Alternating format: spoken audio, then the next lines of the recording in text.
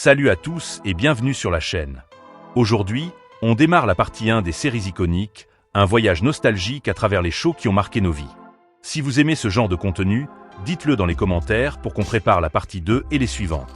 Et surtout, pensez à aimer la vidéo, à vous abonner et à activer la cloche pour ne rien rater. Restez bien jusqu'à la fin, parce que le classement réserve des surprises et des souvenirs qui vont vous faire sourire. Ou peut-être même vous donner envie de revoir ces séries cultes. Allez, c'est parti. Numéro 10, Grey Anatomy. Titre français, Grey Anatomy, à cœur ouvert. À Seattle Grace Hospital, ou plutôt Grace Sloan Memorial. Cette série, c'est un marathon émotionnel. On se souvient des chirurgies impossibles, des histoires d'amour compliquées, et des tragédies qui nous arrachaient des larmes. Meredith Grey, toujours entre la vie et la mort, entre l'amour et la solitude. Mais il y avait aussi des moments plus légers, les blagues dans la salle de repos, les internes qui se chamaillaient, et les répliques de Christina Yang qui faisaient sourire même au milieu du chaos. Grey Anatomy, c'est la série qui t'a appris qu'on pouvait rire et pleurer dans le même épisode, et qu'il ne fallait jamais trop s'attacher à un personnage, parce qu'il pouvait disparaître à tout moment. Numéro 9, How to Get Away with Murder. Titre français, Murder, ou Comment s'en tirer avec un meurtre, selon certaines traductions. On se souvient tous de cette première scène où Annalise Keating entre dans l'amphithéâtre, regard froid, voix tranchante, et les étudiants qui se tiennent droit comme des soldats. C'était plus un champ de bataille qu'une salle de cours. On ne savait jamais si on allait apprendre une règle de droit, ou une technique pour cacher un corps. Et pourtant, au milieu de cette tension, il y avait des répliques qui faisaient sourire malgré nous. Annalise avait ce talent pour balancer une phrase assassine qui faisait rire jaune. On pourrait dire que c'était la seule prof qui te donnait envie de réviser, mais aussi de vérifier si ta porte était bien verrouillée. Numéro 8, Snowfall. Titre français, Snowfall, le titre est resté tel quel. C'est la série qui a plongé dans les années 80 à Los Angeles, au cœur de l'explosion du crack. On se souvient de Franklin Saint, jeune ambitieux, qui passe de vendeur de drogue à véritable stratège de rue. Les scènes cultes, les deals dans des garages sombres, les confrontations avec la police, et cette tension constante entre survie et ascension. Mais il y avait aussi des moments plus légers, des blagues entre amis, des instants de normalité qui rendaient le contraste encore plus fort. Snowfall, c'est la nostalgie d'une époque brutale, racontée avec un réalisme qui te faisait presque sentir la poussière des rues de South Central. Numéro 7, Prison Break. Titre français, Prison Break, Les évadés. Michael Scofield, ce génie tatoué, reste gravé dans nos mémoires. Son corps était littéralement une carte au trésor, sauf que le trésor, c'était la liberté. Chaque tatouage cachait un plan, chaque regard échangé avec Lincoln portait le poids de la survie. Les scènes cultes, les évasions, bien sûr. Les tunnels creusés dans l'ombre, les alliances improbables avec des criminels, les trahisons qui surgissaient au moment le plus inattendu. Mais il y avait aussi des moments plus légers. Les petites blagues entre détenus, les sarcasmes de T-Bag, ce mélange de tension et d'humour qui rendait l'attente insoutenable. Prison Break, c'était la série qui te faisait dire « Allez, juste un épisode de plus ». Et soudain tu te retrouvais à 3 heures du matin, les yeux rouges, persuadé que toi aussi tu pourrais t'évader avec une cuillère et un plan tatoué sur le dos. Numéro 6, Breaking Bad. Titre français, Breaking Bad, le chimiste, traduction libre, car en France on a surtout gardé l'anglais. Walter White, ce prof de chimie qui se transforme en baron de la drogue, reste l'un des plus grands paradoxes de la télévision. On se souvient de la première fois qu'il enfile sa combinaison jaune, masque sur le visage, et qu'il se met à cuisiner. Pas des cookies, mais de la méthamphétamine bleue. La scène est devenue culte, presque mythique. Et puis il y a Jesse, avec son fameux duo, Monsieur White, qui apportait une touche d'humour et de naïveté dans ce monde brutal. On riait parfois malgré nous, comme quand Walter essayait de cacher ses mensonges à sa famille avec des excuses ridicules. Breaking Bad, c'était la série qui te faisait dire « Bon, je ne vais jamais regarder un prof de chimie de la même façon ». Numéro 5, Peaky Blinders. Titre français, Peaky Blinders, les bas-fonds de Birmingham.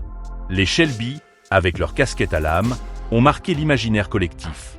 Thomas Shelby, cigarette au coin des lèvres, regard froid, était l'incarnation du charisme dangereux. On se souvient de ces scènes où il entre dans un pub, tout le monde se tait, et lui commande un whisky comme si c'était une déclaration de guerre. Mais derrière la violence, il y avait des moments presque drôles. Les dialogues secs, les petites piques entre frères, et cette manière de toujours avoir l'air plus malin que les autres. On pourrait dire que Peaky Blinders né envie à beaucoup de gens de porter une casquette. mais heureusement, sans la lame cachée dedans. Numéro 4, The Simpsons. Titre français, Les Simpsons. À Springfield, la ville où tout est possible, même l'impossible. Homer qui transforme la paresse en philosophie de vie, Bart qui fait de l'insolence une carrière, Lisa qui tente désespérément de sauver la famille avec son saxophone et ses idéaux. Les scènes cultes, trop nombreuses. Homer qui court après un donut géant, Bart qui écrit 100 fois « Je ne dois pas » au tableau, et ce canapé qui change à chaque générique. Les blagues, elles sont devenues des classiques. On rit encore de la stupidité assumée, mais derrière chaque gag se cache une critique sociale. En fait, les Simpsons ont inventé une chose rare, faire réfléchir en riant. Et soyons honnêtes, qui n'a jamais répété un « do » en se cognant le pied contre un meuble. Numéro 3, Game of Thrones. Titre français, Le Trône de Fer. On ne se remet jamais vraiment de Winter is Coming. C'était plus qu'une réplique, une ambiance, une menace et un rendez-vous hebdomadaire avec le choc. Les batailles étaient des symphonies de chaos, les dragons donnaient une allure mythique à chaque horizon et les intrigues faisaient tourner la tête au point qu'on avait besoin d'un arbre généalogique pour s'y retrouver. Au milieu du sang et des serments, Tyrion lâchait une phrase qui, par miracle, nous faisait sourire.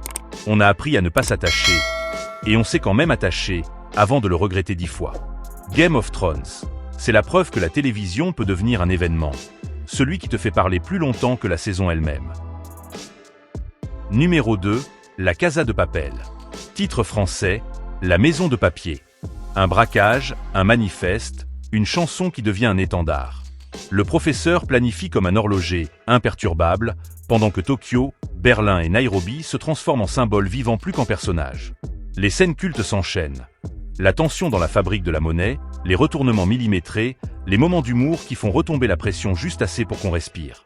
On a tous eu, un jour, l'envie d'enfiler le masque de Dalle et de fredonner « Bella Ciao » en se prenant pour des résistants de salon, avant de se rappeler qu'on n'a pas le sens du timing du professeur. Et c'est probablement mieux ainsi. Numéro 1, Stranger Things. Titre français, Stranger Things. Les vélos, les talkie-walkie, les sous-sols qui sentent la poussière, et cette bande d'enfants qui fait face à l'invisible avec plus de courage que beaucoup d'adultes. Eleven dit peu, mais tout est dans le regard et la goutte de sang au coin du nez. Les scènes cultes, les guirlandes de Noël qui parlent, le Demogorgon qui te donne envie de laisser la lumière allumée, et ces amitiés qui font tenir le monde quand il bascule à l'envers. On rit de la maladresse, on tremble avec la bande, et on se surprend à croire que l'enfance, même cabossée, a un super pouvoir, celui de ne pas lâcher. Stranger Things, c'est la nostalgie d'un monde 80s qui n'a jamais vraiment disparu. La preuve, on y retourne dès qu'on entend 3 notes de synthé.